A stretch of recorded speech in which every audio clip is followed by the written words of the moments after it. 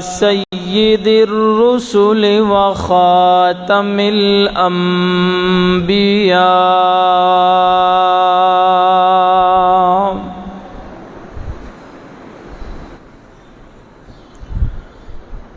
وعلى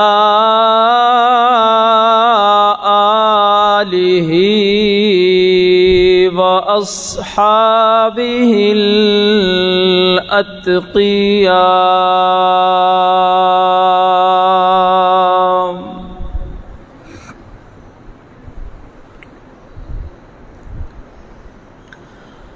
أما بعد فأعوذ بالله من الشيطان الرجيم بسم اللہ الرحمن الرحیم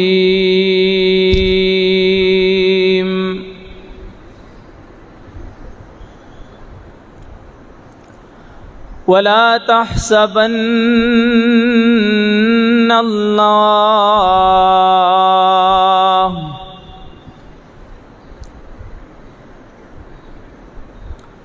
ولا تحسبن الذين قتلوا في سبيل الله أمواتا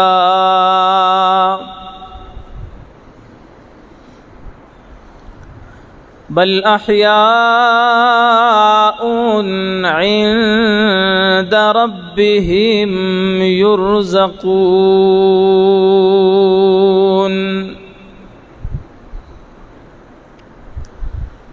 صدقت یا رب العالمین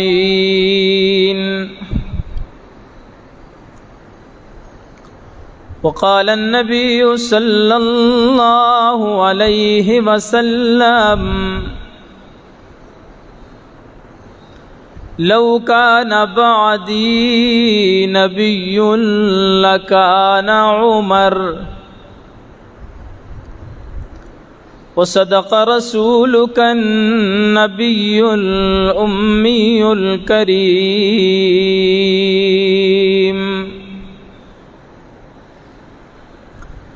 إن الله وملائكته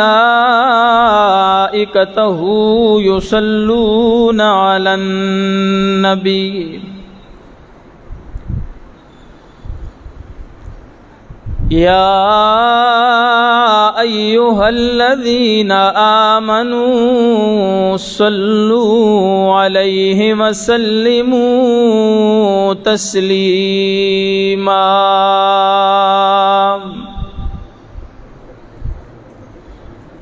اللهم صل على سيدنا ومولانا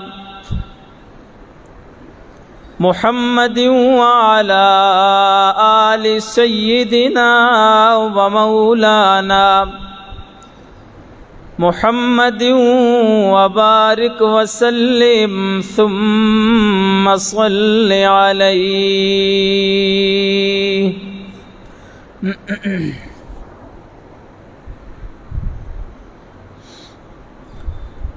انتہائی قابل صد احترام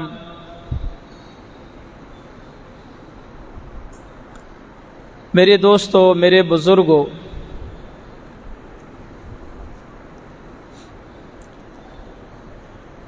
اسلامی سال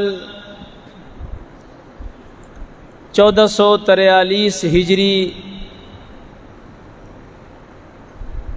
اپنے اختتام کو ہونے جا رہا ہے،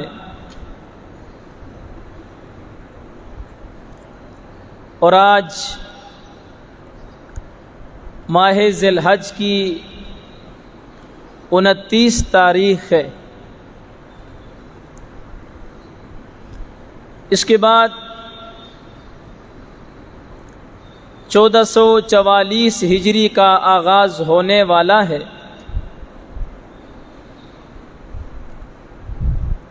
اسلامی سال کی ابتدا محرم الحرام کے مہینے سے ہوتی ہے،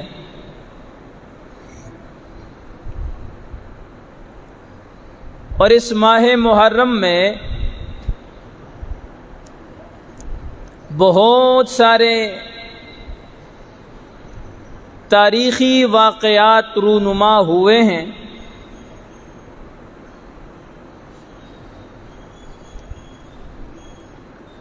سال کے آغاز ہی میں بلکہ سال کے پہلے دن یکم محرم الحرام کو سسر رسول داماد علی خلیفہ دوم حضرت سیدنا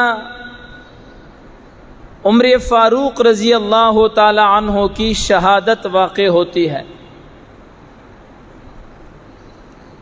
سال کے ابتدا میں بھی شہادت ہے اور سال کے انتہا میں بھی 18 ذی الحج کو حضرت عثمان غنی رضی اللہ تعالی عنہ کی شہادت ہے۔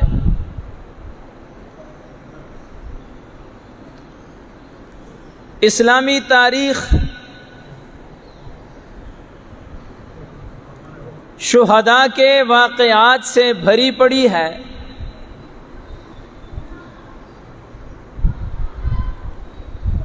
اور اگر غور اور فکر کیا جائے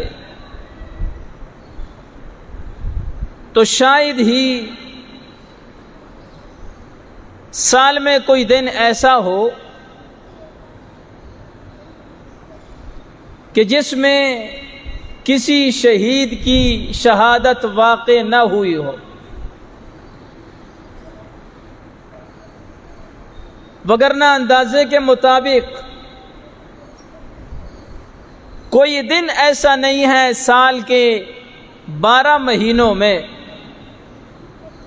کہ جس دن کسی نہ کسی شہید کی شہادت واقع نہ ہوئی ہو۔ اسلام کے لیے بڑی قربانیاں ہیں، اور جتنے بھی شہدائے اسلام ہیں، شہدائے ختم نبوت ہیں، شہدائے ناموس رسالت ہیں، شہدائے ناموس صحابہ ہیں، شہدائے پاکستان ہیں، جتنے بھی شہداء ہیں اسلام کی تاریخ میں، ہر شہید کا اپنا کارنامہ ہے۔ اللہ کی راہ میں اپنی جان کو قربان کر دینا، شہادت کے جام کو نوش کر کے ہمیشہ کے لیے حیات جاوداں کو حاصل کر لینا بہت بڑی سعادت ہے، اور یہ شہادت ہر کسی کی سعادت تھوڑی ہی ہے۔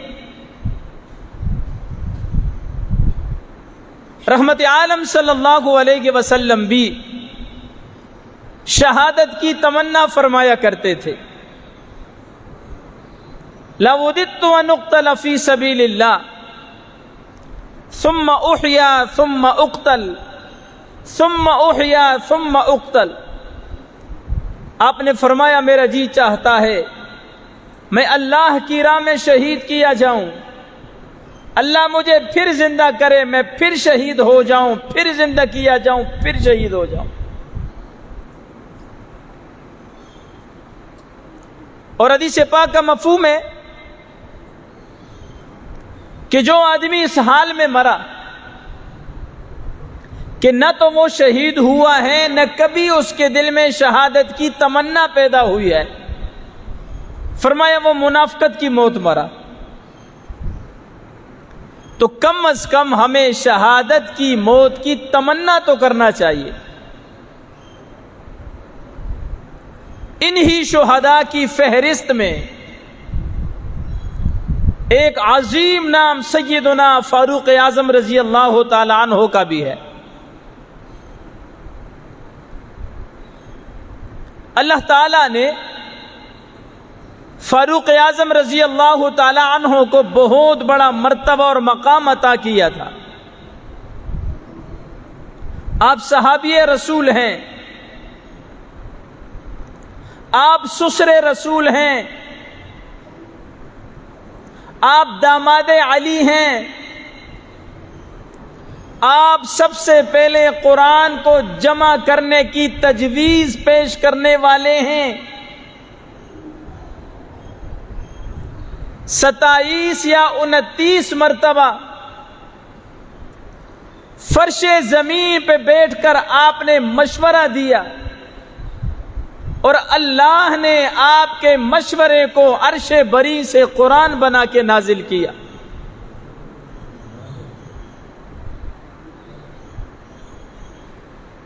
سید عطا اللہ شاہ بخاری رحمۃ اللہ علیہ فرمایا کرتے تھے کہ تمام صحابہ اور حضرت عمر میں فرق یہ ہے کہ تمام کے تمام صحابہ مرید رسول ہیں اور سیدنا فاروق اعظم رضی اللہ تعالی عنہ مراد رسول ہیں۔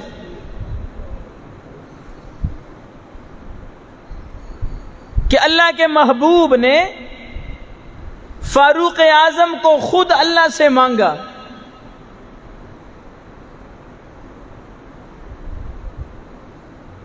آپ مراد رسول ہیں۔ جب کفار کے ظلم و ستم حد سے بڑھنے لگے تو ایک رات رحمت عالم صلی اللہ علیہ وسلم بیت اللہ میں تشریف لائے اور خانہ کعبہ کا غلاف پکڑ کے اللہ سے دعا کرتے ہیں۔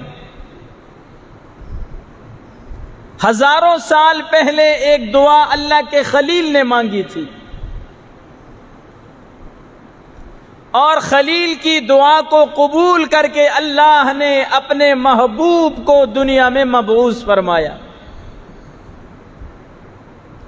دعائے خلیل بھی قبول ہوئی اور ہزاروں سال بعد بیت اللہ میں کھڑے ہو کر ایک دعا اللہ کے محبوب مانگتے ہیں اور اللہ کے محبوب کی مانگی ہوئی دعا بھی قبول ہوتی ہے۔ اللہ کے محبوب بیت اللہ کا غلاف پکڑ کے دعا کرتے ہیں، فرمایا اللہم اعز الاسلام بعمر بن الخطاب او بعمر بن الحشام۔ خداوندہ گلشن اسلام کی آبیاری کے لیے تجھ سے عمر کی جوانی مانگتا ہوں۔ دو نام پیش کیے میرے محبوب نے۔ کتنے نام پیش کیے؟ دو نام پیش کیے۔ ایک وہ ہے جو خان ہے، ملک ہے، جس کے پاس دولت ہے، جس کے پاس قومی وجاہت ہے، جس کے پاس سرمایہ ہے، جس کے پاس جائیدادیں ہیں، اور ایک وہ ہے جو ہے تو درویش لیکن اس کے پاس شوکت ہے، اس کے پاس جوانی ہے، اس کے پاس غیرت ہے، اس کے پاس سہولت ہے۔ دو نام پیش کیے، ایک عمر بن خطاب، ایک عمر بن حشام۔ دو نام میرے نبی نے پیش کیے۔ رب العالمین نے فرمایا میرے محبوب چھوڑ وڈیرے کو، رہنے دیجئے خان کو، دفع کریں ملک کو۔ آپ کی دعائیں، آپ کی آرزوئیں، آپ کی التجائیں شرف قبولیت سے نوازی گئی ہیں۔ انتظار کیجئے، خطاب کا بیٹا بھیج رہا ہوں۔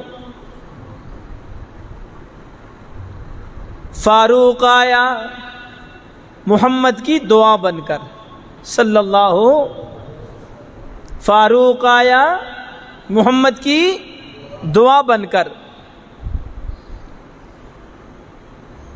کسی صاحب نظر نے کیا خوب بات کہی، فرمایا عمر حدیث شجاعت حکایت شمشیر. عمر حدیث شجاعت حکایت شمشیر.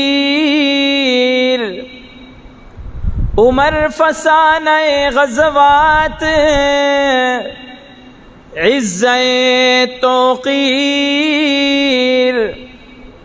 عمر وقار قیادت، عمر شکوہ جہاد. عمر مجاہد بے باک بندے آزاد.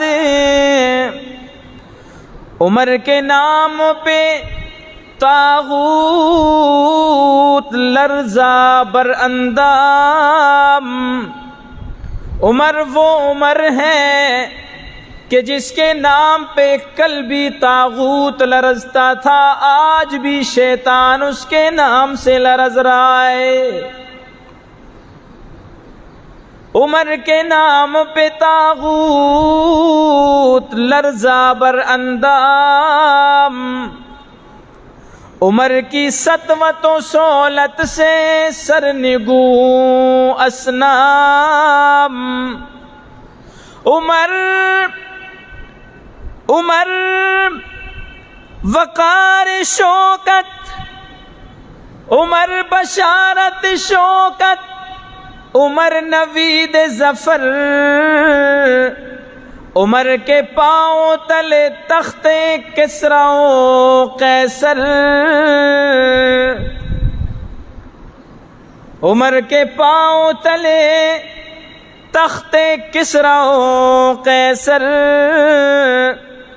عمر قبول، عمر قابل، عمر مقبول. عمر قبول، عمر قابل، عمر مقبول. عمر دعائے پیغمبر، عمر مراد رسول.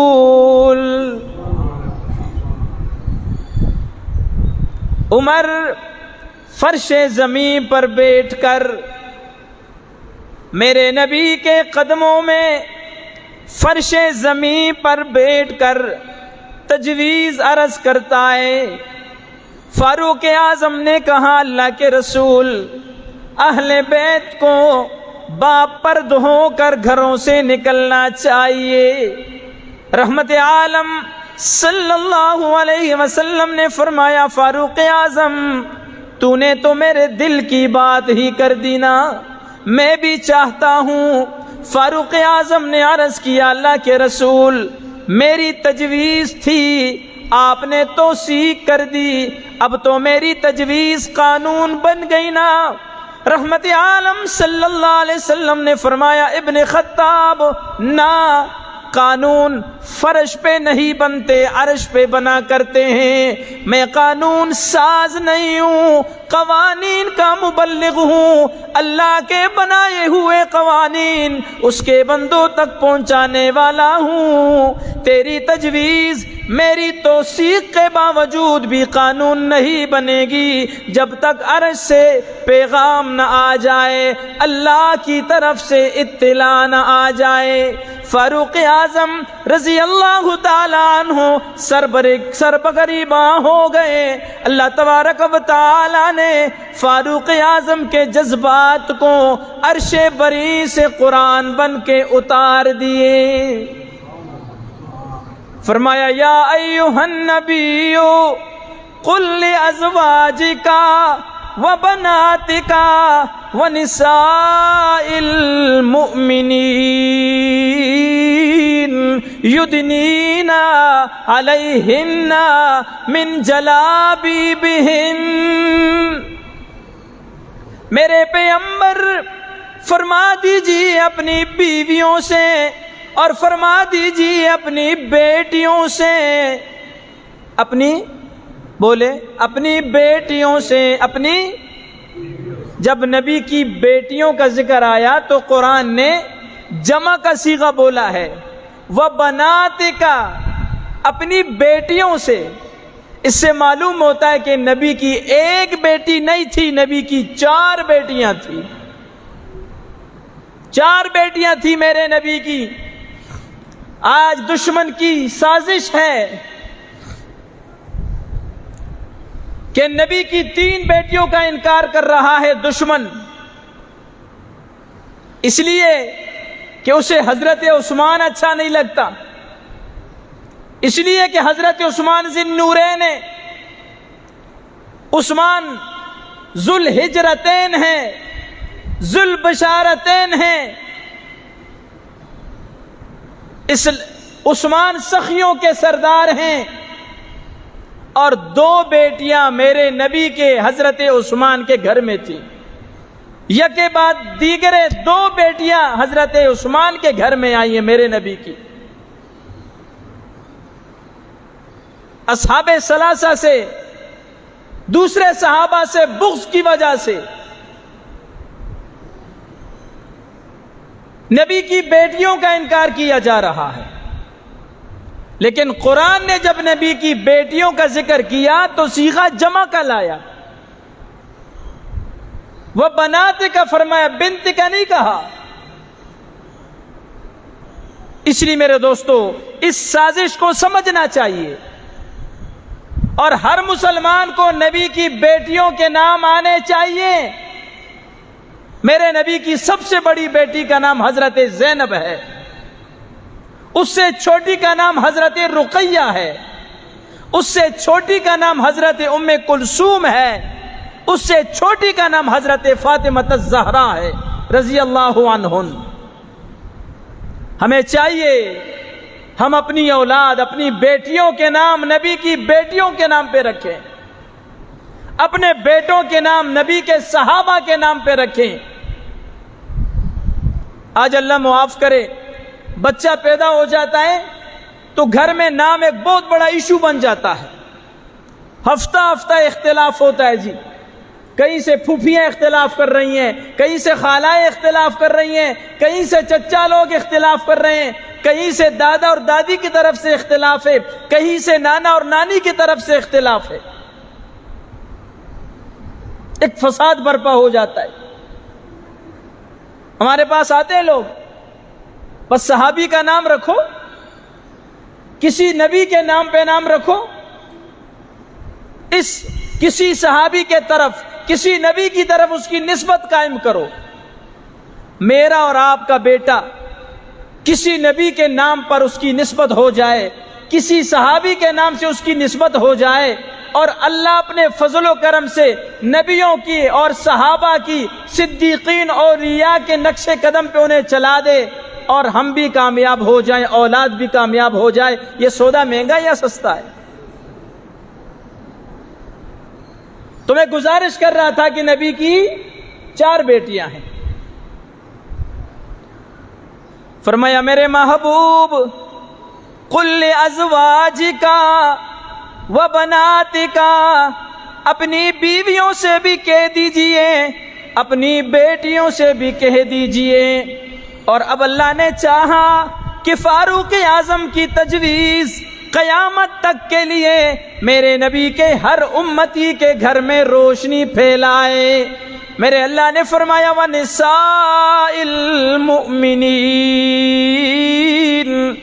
اور ایمان والوں کی ماؤں کو، بہنوں کو، بیٹیوں کو اور بیویوں سے بھی کہہ دے یدنین علیہن من جلابیبہن، کہ جب یہ گھروں سے باہر نکلا کریں تو سرتا پاؤں ایک چادر، ایک پردہ اوڑھ کر باہر نکلا کریں۔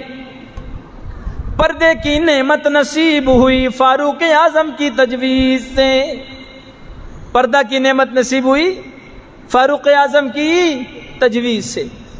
لیکن آج اس پردہ کو بھی بعض لوگ مصیبت سمجھتے ہیں۔ پردے کو بھی مصیبت سمجھا جاتا ہے، اور بعض لوگوں کا خیال ہے کہ پورے جسم کو چادر سے ڈھانپ لو، چہرے کا کوئی پردہ نہیں، اصل چیز ہی تو چہرہ ہے، سارے فسادات ہی تو چہرے سے اٹھتے ہیں، چہرہ ننگا ہو تو پھر پردے کا کیا فائدہ؟ پردے کی نعمت نصیب ہوئی فاروق اعظم کی تجویز پر۔ اللہ کا حکم ہے نبی کی بیویوں کو بھی، نبی کی بیٹیوں کو بھی، ایمان والوں کی ماؤں بہنوں بیٹیوں اور بیویوں کو حکم ہے یدنین علیہن من جلابیبہن۔ اور میرے دوستو یہ تجربے کی بات ہے، جو عورت با پردہ ہو کر باہر نکلتی ہے اس کا رعب ہوتا ہے، اس کا دبدبہ ہوتا ہے، کوئی اس کو نگاہ اٹھا کے دیکھنے کی جرت نہیں کر سکتا، ہر آدمی اس سے کتراتا ہے کہ یار با پردہ عورت ہے۔ اور جو بے پردہ ہو کے نکلتی ہے پھر ساری نظروں کی نگاہوں کا وہ نشانہ بن جاتا ہے۔ تو پردے کی نعمت نصیب ہوئی کس کی تجویز پر؟ رحمت عالم صلی اللہ علیہ وسلم نے بیت اللہ کے طواف کے دوران اپنے فاروق کو دیکھا، اپنے عمر کو دیکھا، مقام ابراہیم پہ کھڑے ہو کر کچھ سوچ رہے ہیں، کسی پریشانی میں مبتلا ہیں، کسی سوچ و فکر میں لگے ہوئے ہیں۔ رحمت عالم صلی اللہ علیہ وسلم نے پوچھا فاروق کیا بات ہے؟ فرمایا اللہ کے رسول، جب میں طواف کرتے کرتے مقام ابراہیم پہ پہنچتا ہوں میرا جی چاہتا ہے کہ مقام ابراہیم پہ 2 رکعت نفل ادا کروں۔ رحمت عالم صلی اللہ علیہ وسلم نے فرمایا فاروق جی تو میرا بھی چاہتا ہے کہ میرا تو دادا ہے ابراہیم، میرا بھی جی چاہتا ہے کہ میں بھی مقام ابراہیم پہ کھڑے ہو کر نفل ادا کروں، لیکن جب تک اللہ کی طرف سے پیغام نہیں آتا میں اپنی مرضی سے نوافل نہیں پڑھ سکتا، نہ کسی کو اجازت دے سکتا ہوں۔ رب العالمین کو فاروق اعظم کی تجویز پسند آئی، اپنے محبوب کو فرمایا واتخذوا من مقام ابراہیم مصلی، مقام ابراہیم کو نماز کی جگہ بنا لو۔ اور قیامت تک کے لیے اللہ نے قانون بنا دیا کہ طواف کرنے والا، حج کرنے والا جب اپنے حج سے طواف سے فارغ ہونے کے بعد مقام ابراہیم پر کھڑے ہو کر 2 رکعت نفل نہیں پڑھے گا میں حج قبول نہیں کروں گا، طواف قبول ہی نہیں کروں گا۔ یہ فضیلت ہے، یہ عظمت ہے، یہ شان ہے فاروق اعظم رضی اللہ عنہ کی۔ کون کون سے ان کی فضیلتیں بیان کروں؟ 27 یا 29 مرتبہ فرش زمین پر بیٹھ کر تجویز عرض کرتے ہیں، اللہ ان کی تجویز کو عرش بری سے قرآن بنا کر نازل کر دیتے ہیں۔ 22 لاکھ مربع میل کے حکمران، 22 لاکھ مربع میل پر اسلام کا پرچم لہرانے والے، زندگی کے آخری ایام میں اللہ سے دعا مانگتے ہیں اللہم ارزقنی شہادہ وجعل، اللہم ارزقنی شہادہ وجعل موتی فی بلد رسولک، اللہم ارزقنی شہادتا فی سبیلک وجعل موتی فی بلد حبیبک۔ الہ العالمین مجھے اپنی راہ میں شہادت کی موت عطا فرما، اور موت بھی اپنے محبوب کے شہر مدینے میں عطا فرما۔ صحابہ کرام فاروق اعظم کی دعا کو سن کر حیران و پریشان ہیں کہ فاروق اعظم شہادت کی موت بھی مانگ رہے ہیں اور موت بھی مدینۃ الرسول میں مانگ رہے ہیں. تو حرم میں تو جہاد ہی نہیں ہے، حرم میں تو لڑائی ناجائز ہے، حرام ہے، وہ تو محترم ہے. لیکن فاروق اعظم رضی اللہ تعالی عنہ نے رحمت عالم صلی اللہ علیہ وسلم کی پاکیزہ زبان سے اپنے لیے بشارت سن رکھی تھی. رحمت عالم صلی اللہ علیہ وسلم احد کے پہاڑ پہ کھڑے ہیں، آپ کے ایک جانب حضرت ابو بکر ہیں اور آپ کے ساتھ حضرت عمر بھی ہیں، حضرت عثمان بھی ہیں. احد پہاڑ ہلنے لگا. رحمت عالم صلی اللہ علیہ وسلم نے احد پہاڑ سے فرمایا اسقط یا احد فإنما عليك نبي وصديق وشهيدان. اے احد پہاڑ ٹھہر جا، ساکت ہو جا، رک جا، تیرے اوپر ایک نبی کھڑا ہے، ایک صدیق اور 2 شہید کھڑے ہیں. فاروق اعظم رضی اللہ تعالیٰ عنہ کے جذبات فرط مسرت میں آپ کے جذبات ابھرنے لگے کہ میں تو لسان نبوت پر شہید قرار دیا جا چکا ہوں، اب تو شہادت مجھے ملنی ہے، ملنی.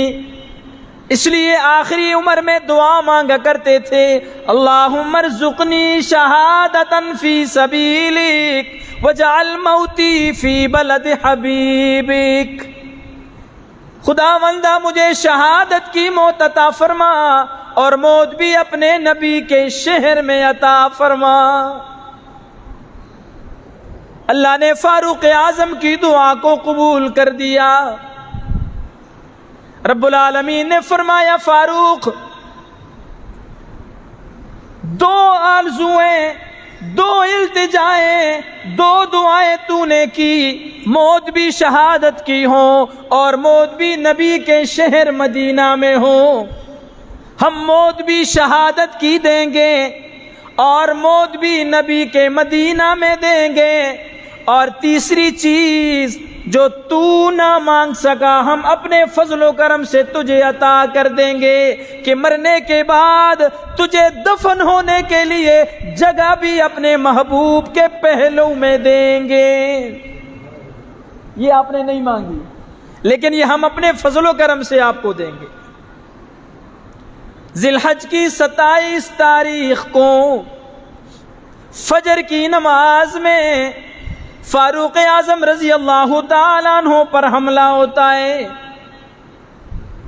آپ نماز فجر پڑھانے کے لیے تشریف لاتے ہیں. گھات میں چھپا ہوا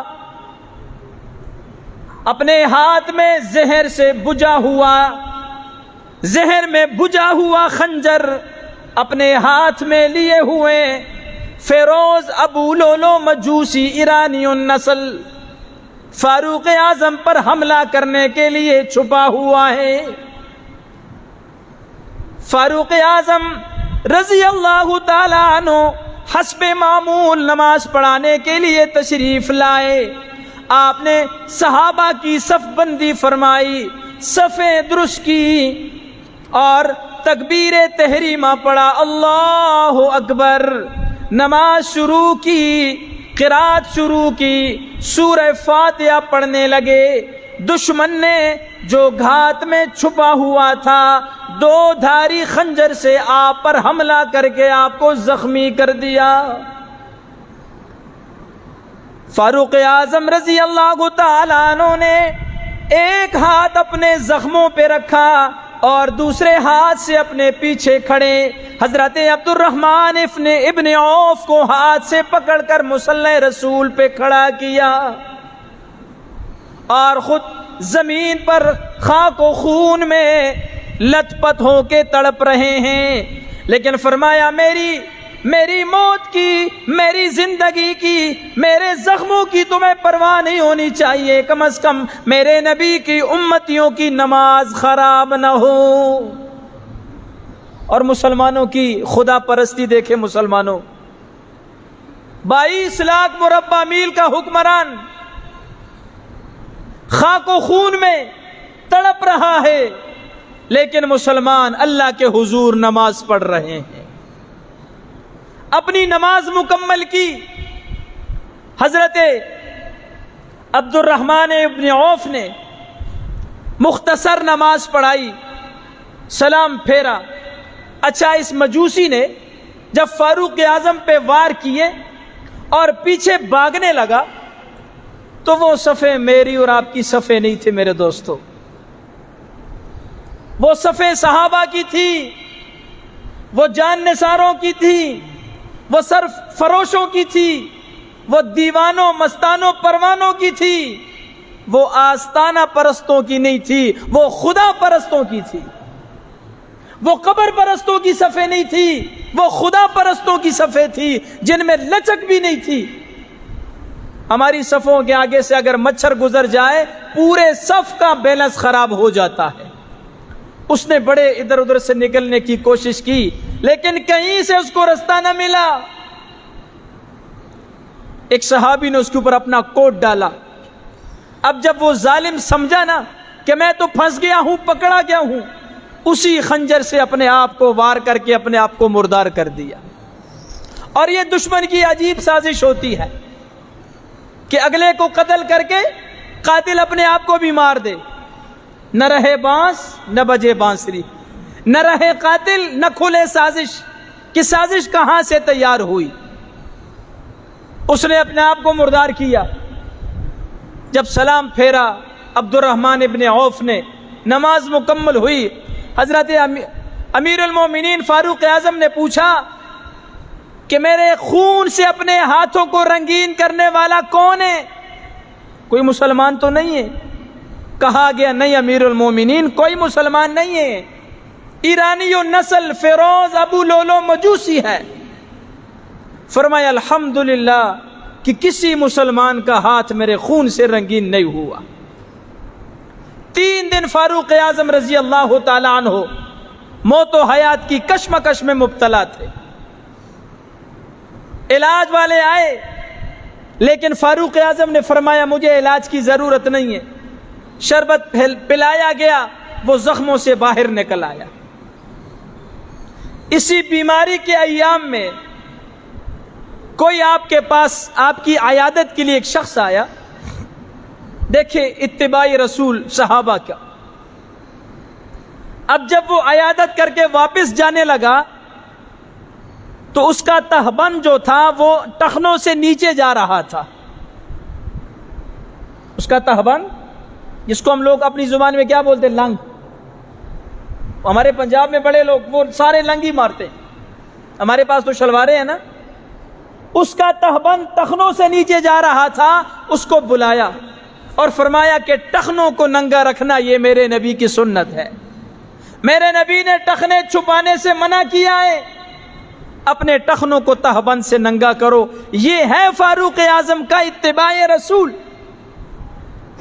अपनी जान की, अपनी मौत व हयात की परवाह नहीं है, लेकिन सुन्नत रसूल की परवाह जरूर है। यकम मुहर्रमुल हराम को सैयदना फारूक आजम रजी अल्लाह तआला अन्हु की शहादत वाक़ होती है। शहादत से पहले अपने बेटे हजरत अब्दुल्ला से कहते हैं, बेटा जाओ सैयदा तैयबा ताहिरा अम्मी आयशा सिद्दीका रजी अल्लाह तआला अन्हा से कह दो, उमर कहता है मेरी गुजारिश है बड़े अदब से, अगर इजाजत हो तो मुझे दफन होने के लिए नबी के रोजे में जगह मिल जाए।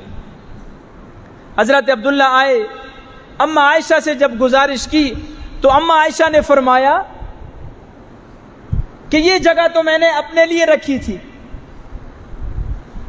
चूंकि नबी पाक वहां दफन है तो नबी पाक हजरत आयशा के शोहर हैं और साथ में अबू बकर मदफून है तो वो हजरत आयशा के बाबा हैं, तो तीसरी जगह उन्होंने अपने लिए रखी थी।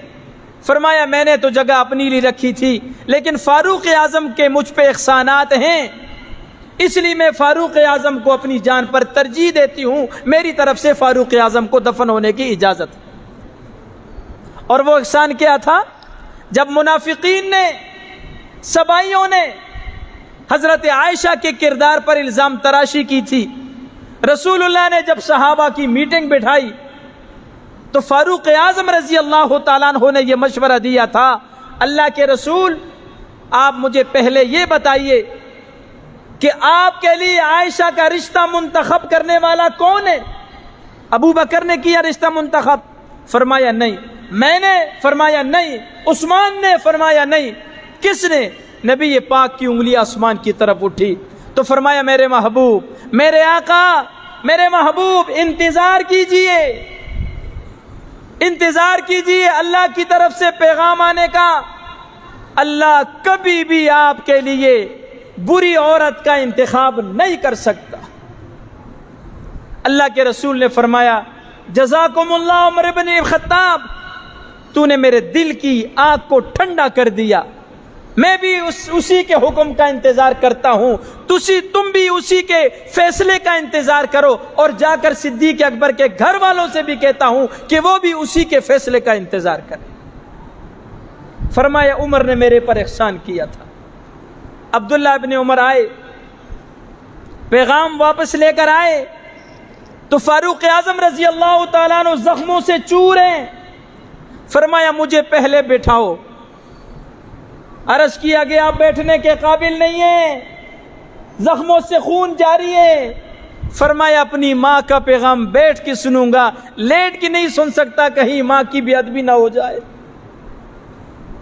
ظالموں کہتے ہو کہ اصحاب ثلاثہ کو ان حضرات سے نفرت تھی, دوریاں پیدا کرتے ہو ظالموں.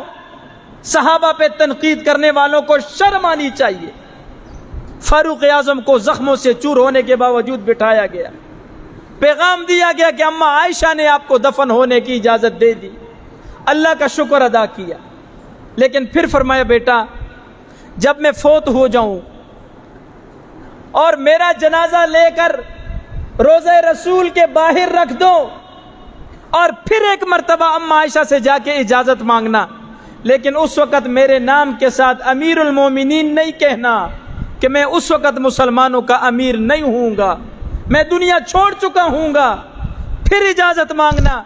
ہو سکتا ہے میری ماں نے میری زندگی میں میری حیا کی وجہ سے مجھے اجازت دی ہو. پھر اجازت مانگنا, اگر اجازت مل گئی تو روضہ رسول میں دفن کر دینا, اگر اجازت نہ ملی تو مسلمانوں کے عام قبرستان میں دفن کر دینا. چنانچہ جب دوبارہ جنازہ لایا گیا, حضرت صہیب رضی اللہ تعالیٰ عنہ نے آپ کا جنازہ پڑھایا یکم محرم الحرام کو. پھر حضرت عائشہ سے پوچھا گیا, اما عائشہ نے فرمایا میں بخوشی فاروق اعظم کو دفن ہونے کی اجازت دیتی ہوں. تو پھر حضرت عمر فاروق رضی اللہ تعالیٰ عنہ کو پہلی اور رسول میں دفن کر دیا گیا. اور اس جگہ کے بارے میں نبی پاک نے فرمایا ما بین بیتی و منبری روضۃ من ریاض الجنہ, میرے گھر اور میرے منبر کے درمیان جو جگہ ہے یہ جنت کے ٹکڑوں میں سے ایک ٹکڑا ہے, جنت کے باغوں میں سے ایک باغ ہے. میرا ایمان ہے, میرا عقیدہ ہے, جس زمین کے حصے میں میرے نبی آرام فرما ہیں وہ جنت کے ٹکڑوں سے بھی اعلیٰ ٹکڑا ہے. اور اسی ٹکڑے میں میرے نبی کے پہلو میں آج بھی ابو بکر آرام فرما ہے, فاروق اعظم آرام فرما ہے. لاکھوں کروڑوں اربوں خربوں اللہ کی رحمتیں اور برکتیں نازل ہوتی ہیں. انہی رحمتوں سے انہی برکتوں سے ابو بکر و عمر رضی اللہ عنہما بھی مستفید ہوتے ہیں. وہ آج بھی جنت میں ہیں, قیامت تک وہ نبی پاک کے پہلو میں رہیں گے. نہ زندگی میں کوئی جدا کر سکا, نہ مرنے کے بعد کوئی جدا کر سکا. قیامت میں بھی میرے نبی کے ایک جانب ابو بکر ہوں گے تو دوسرے جانب فاروق اعظم ہوں گے. چمگادڑ کو جانتے ہو؟ چمگادڑ کو, یہ جب صبح روشنی پھیلتی ہے نہ سورج کی کرنیں نکلتی ہیں تو یہ زمین چھت کے ساتھ الٹا لٹک جاتا ہے. الٹا لٹک جاتا ہے کہ یہ سورج کی کرنیں کیوں پھیلی, سورج کی روشنی کیوں پھیلی. یہ جو صحابہ کے دشمن ہیں نا, چمگادڑ کی اولاد, یہ چھتوں کے ساتھ الٹے لٹک جائیں. میں کہتا ہوں کسی درخت کے ساتھ الٹے لٹک جائیں. حضرت ابو بکر عمر کو نہ زندگی میں کوئی نبی سے جدا کر سکا, نہ آج کوئی جدا کر سکا, نہ قیامت میں کوئی جدا کر سکے گا. یہ الٹے لٹکتے رہیں۔ اللہ نے زندگی میں بھی ابو بکر و عمر کو نبی کے ساتھ رکھا، مرنے کے بعد بھی نبی کے ساتھ، اور قیامت کے دن بھی جب قبروں سے اٹھیں گے ایک جانب ابو بکر ایک جانب عمر، اور پھر حوض کوثر پر بھی میرے نبی درمیان میں، ایک طرف ابو بکر ایک طرف عمر، اور اپنی امت کو حوض کوثر پلا رہے ہوں گے۔ اللہ فاروق اعظم کی قبر پر کروڑ رحمت برکت نازل فرمائے۔ اللہ ہمیں ان کی سیرت اور نقش قدم پہ چلنے کی توفیق نصیب فرمائے۔ کسی صاحب نظر کا کلام ہے، فاروق اعظم رضی اللہ تعالی عنہ کو خراج عقیدت پیش کی انہوں نے، وہ 2-4 شعر آپ کو سنا کے بعد ختم کرتا ہوں۔ بڑا خوبصورت کلام ہے، بڑی خوبصورت بات اس نے کی۔ فرمایا رہبر عمر، آقا عمر، مرشد عمر، مولا عمر۔ اگر آپ کو بات سمجھ میں آئے تو سبحان اللہ بھی کہہ دیں۔ رہبر عمر، آقا عمر، مرشد عمر، مولا عمر، برتر عمر، بالا عمر، اعلی عمر، اولا عمر، ذات نبی پاک پہ، ذات نبی پاک پہ سو جان سے شیدا عمر۔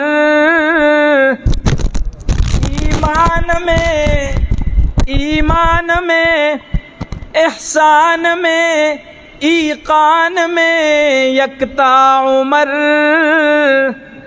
اور بڑی پیاری بات سمجھ آئے تو سبحان اللہ بلند آواز سے کہنا۔ ما بعد ختم المرسلی، کوئی نبی اٹھنا نہیں۔ کس کس کا عقیدہ ہے کہ رسول اللہ کے بعد کوئی نبی نہیں آئے گا؟ ہاتھ بلند کر دے۔ ختم نبوت، ختم نبوت۔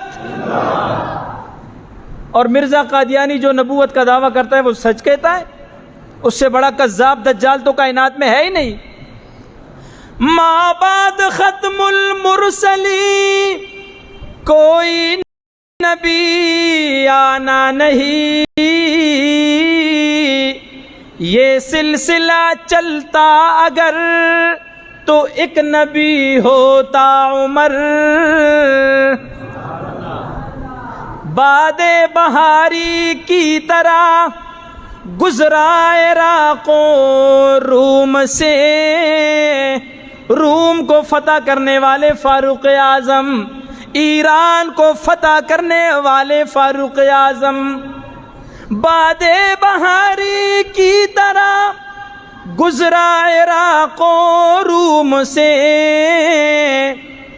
ابر کرم بن کر اٹھا ایران پر برسا عمر۔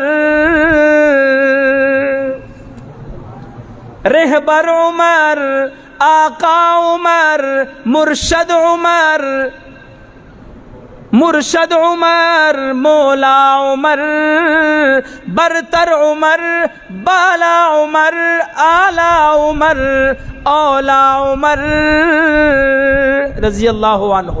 اللہ تعالیٰ ان کے نقش قدم پہ ہمیں چلنے کی توفیق نصیب فرمائے۔ یکم محرم الحرام کو ان کی شہادت ہے، ان کی شان، عظمت، فضائل کے حوالے سے مختصر سی ناقص سی گفتگو ہو گئی۔ انشاءاللہ زندگی رہی آئندہ جمعہ سیدنا امام حسین رضی اللہ تعالیٰ عنہ کے فضائل، ان کے مناقب اور شہادت کے حوالے سے گفتگو ہوگی۔ میں دعا کرتا ہوں آپ بلند آواز سے آمین کہیں۔ اللہ ہم سب کو صحابہ کی محبت نصیب فرما، اللہ ہمیں صحابہ اور اہل بیت کی محبت نصیب فرما، اللہ ہمیں صحابہ اور اہل بیت کو آپس میں جوڑے رکھنے کی اور ان کی اتباع کرنے کی، ان کے نقش قدم پہ چلنے کی توفیق نصیب فرما۔ وآخر دعوانا الحمدللہ رب العالمین۔